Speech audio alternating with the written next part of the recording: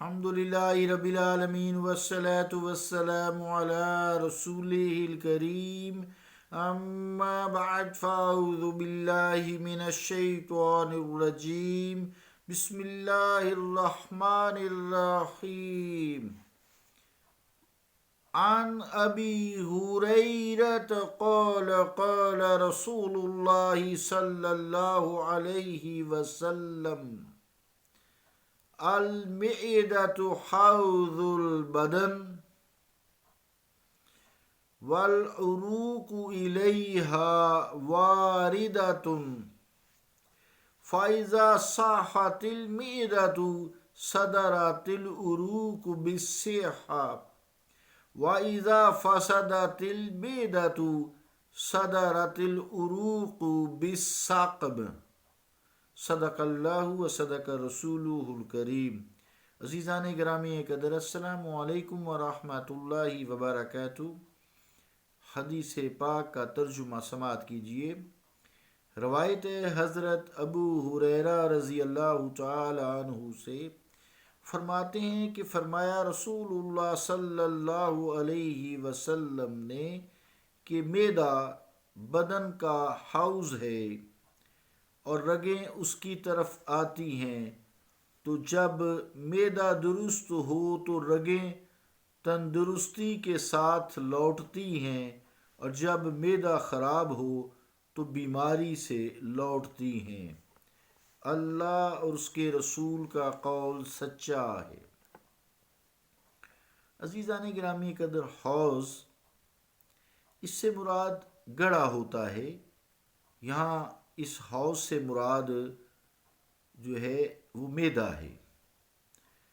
حوض سے مراد وہ گڑھا ہوتا ہے جس میں درخت کی جڑ قائم ہوتی ہے اور اس میں سائیڈ سے پانی کھڑا ہوتا ہے چاروں طرف، پھر اس حوض پر ہی درخت کی بقا ہے۔ یوں ہی معدہ پر جسم کی بقا ہے، یعنی کھانے پینے پہ انسان کی زندگی ہے، کھانے پینے سے ہی صحت ہے، اور اس کے لیے جو سپلائر ہے معدہ ہے۔ تو جب معدہ درست ہوتا ہے تو رگیں، دوران خون، خوراک، آکسیجن، وائٹامنز، ہر چیز، جتنی بھی پروٹینز، فیٹ، سب خوراک ہے، جتنی بھی خوراکیں ہماری اللہ کی نعمتیں ہیں، وہ انسان کو تندرست رکھتی ہیں، تندرستی کے ساتھ لوٹتی ہیں۔ اور جب معدہ خراب ہو تو سب کو معلوم ہے کتنی بری حالت ہوتی ہے۔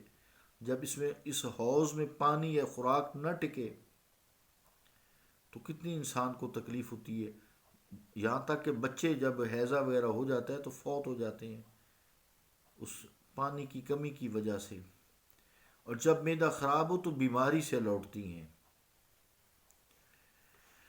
یعنی معدے کی جو رگیں ہیں دوسرے اعضاء کی طرف طاقت والی رطوبتیں جو خوراک سے حاصل ہوتی ہیں وہ لے کر جاتی ہیں، پھر صالح غذا لے کر چلتی ہیں، جس سے صحت اچھی ہوتی ہے۔ یہ حدیث پاک علم طب کی اصل ہے۔ اگر معدہ درست ہے، سب جانتے ہیں معدہ اگر درست ہے تو زندگی کا مزہ ہے، تو تمام جسم درست ہے۔ معدہ اگر درست ہے، اگر معدہ خراب ہے تو سارا جسم ہی بیمار ہو جاتا ہے۔ اس حدیث پاک سے ہمیں یہ معلوم ہوا کہ معدہ کو درخت کے حوض سے تشبیہ دی گئی ہے، اور بدن کو درخت سے، اور بدن کی رگوں کو درخت کی ان رگوں سے جو جڑ سے چلتی ہیں اور شاخ شاخ پتے پتے میں جڑ کا رس پہنچاتی ہیں۔ تو معدے سے خوراک کا رس انتڑیوں کو سپلائی کیا جاتا ہے، وہاں سے وہ جسم کا حصہ بنتا ہے، جزو بدن بنتا ہے۔ یہی حال ہماری روحانیت کا ہے۔ حرام اعمال اگر ہوں گے تو اس کا برا نتیجہ آتا ہے۔ اس لیے رب کریم نے فرمایا ہے قرآن مجید میں، کلوا من طیبات واعملوا صالحا، کہ پاکیزہ چیزیں کھاؤ، کلوا من الطیبات، پاکیزہ چیزوں میں سے کھاؤ، واعملوا صالحا، اور نیک اعمال کرو۔ حضور کریم علیہ الصلوۃ والسلام فرماتے ہیں کہ جو گوشت حرام غذا سے بنے گا، یعنی جسم جو گوشت جسم سے سارے چیزیں ہیں، سب اس سے گناہ کرتے ہیں، تو جو غذا سے حرام والی سے بنے گا وہ اسے دوزخ کی آگ جلائے گی، وہ دوزخ کی آگ میں جلے گا۔ بہرحال طب نبوی ہی کامل ہے، یہی علم کامل ہے، کیونکہ اللہ تعالیٰ نے فرما دیا حضور کریم علیہ الصلوۃ والسلام کے بارے میں کہ وَعَلَّمَكَ مَا لَمْ تَكُنْ تَعْلَمْ، اے مصطفیٰ ہم نے آپ کو ہر وہ علم سکھا دیا ہے جو آپ نہیں جانتے تھے۔ وَكَانَ فَضْلُ اللَّهِ عَلَيْكَ عَظِيمًا، اور آپ پر اللہ تعالیٰ کا فضل عظیم ہے۔ تو اللہ اور اس کے رسول کا علم ہی کامل ہے۔ باقی ہم ریسرچ میں لگے ہوئے ہیں کہ کچھ چیزوں تک ہم پہنچ گئے، کچھ چیزوں تک ابھی ہم بہت پیچھے ہیں۔ اس کے باوجود جتنی بھی ہماری لیٹسٹ سائنٹیفک ترقی ہوئی ہے، علم آیا ہے، اس سے بنی نو انسان کو بہت فائدہ ہوا ہے، اور اس کی بنیاد حضور کریم علیہ الصلوۃ والسلام کا علم ہے۔ صلی اللہ تعالیٰ علی رسول خیر خلقہ محمد وعلی آلہ وصحابہ اجمعین برحمتک یا ارحم الراحمین۔